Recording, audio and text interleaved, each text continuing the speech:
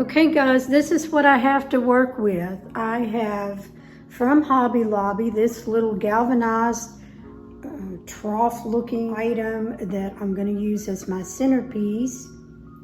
I have a salt and pepper shaker from Hobby Lobby from last year. A large cutting board. I also have 3 pumpkins from Hobby Lobby this year, and this is their new picks. I have a couple of those that I'm going to use in my centerpiece. I have some dishes. There's 4 mugs up there in the galvanized bucket. There is 4 plates and 4 saucers. I may use those napkins. I have some raffia for my centerpiece. I may use that.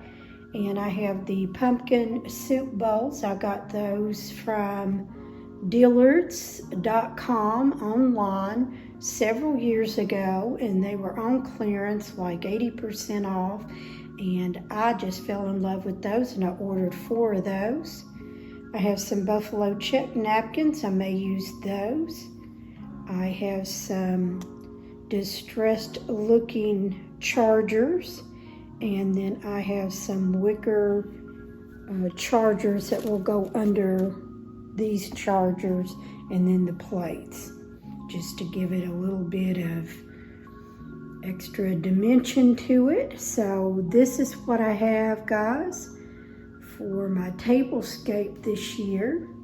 So come along and let's put it together and see how all this turns out. So just a reminder, guys, this is my 4th video in my fall decorating series. So if you haven't seen the other 3, be sure and go back and look at those. And I'll put a link in the first comment section for the playlist for that fall decorating series. And go check those out if you haven't seen those already. So let's go ahead and get started. I just want to thank each and every one of you who are returning to watch my video. And if you're new here, hi, my name's Rebecca. And consider hitting that subscribe button and sticking around for a while. I have a lot more and just tons of decorating ideas.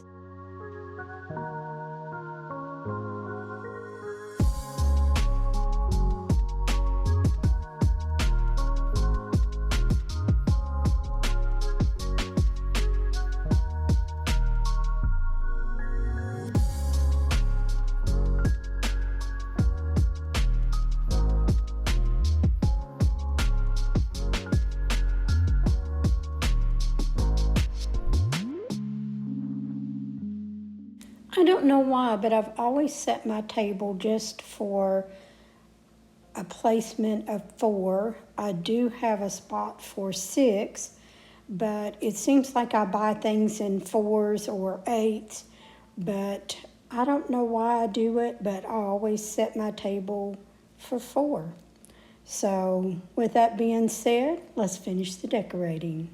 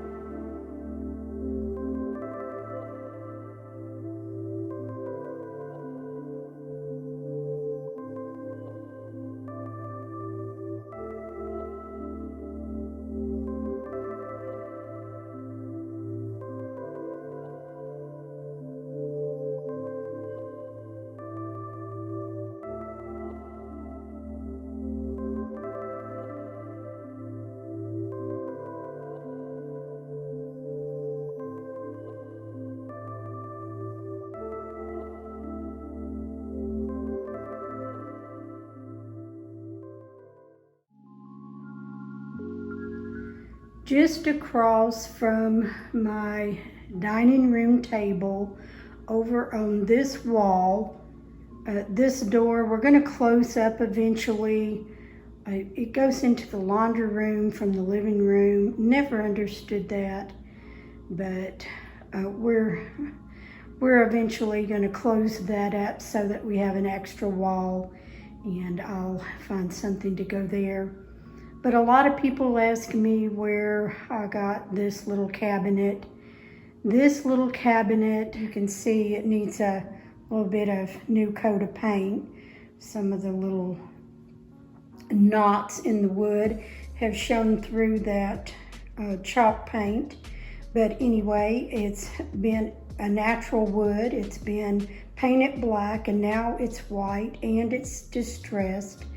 But this little cabinet was something that I traded many years ago. I run a advertising business, and a lady wanted some advertising, and instead of paying me with check or cash, we did a trade-in furniture, and this is one of the pieces that I have kept through the years. Anyway, I have a little milk jug on the top there. There's a little cloth pumpkin that sits up there beside that. And I took my cameo silhouette and put the word harvest. And then when it's not fall, I just turn that around. And I've got some little wheat in that milk jug. And I believe I might have got that at Hobby Lobby. The little towel there is new this year from Hobby Lobby, but I didn't realize when I bought it that it has a little crooked line. But you know, that just reminds us that not everything in life is perfect. So I kept it and I'll cherish it. Inside the cabinet there is 2 vases, and those vases came from Gatlinburg, Tennessee. There's a family who does pottery, and they actually take leaves and distress them in there. Isn't that beautiful? Mr. Fix-It, aka Larry, my husband, got them as a gift for me. So I just open the cabinet during fall, and during the rest of the year I close it up and just decorate the front of it. But in the bottom, I usually just keep my extra candles, and there's Mr. Rooster all proud just sitting over there on the floor. That's part of my dining room, so I just love those pieces.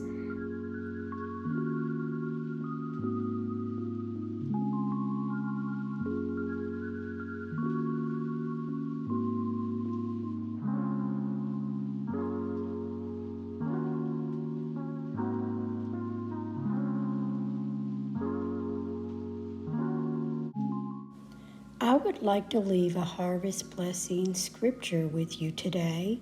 Ephesians 1:3 says, "Blessed be the God and Father of our Lord Jesus Christ, who has blessed us with all spiritual blessings in heavenly places in Christ."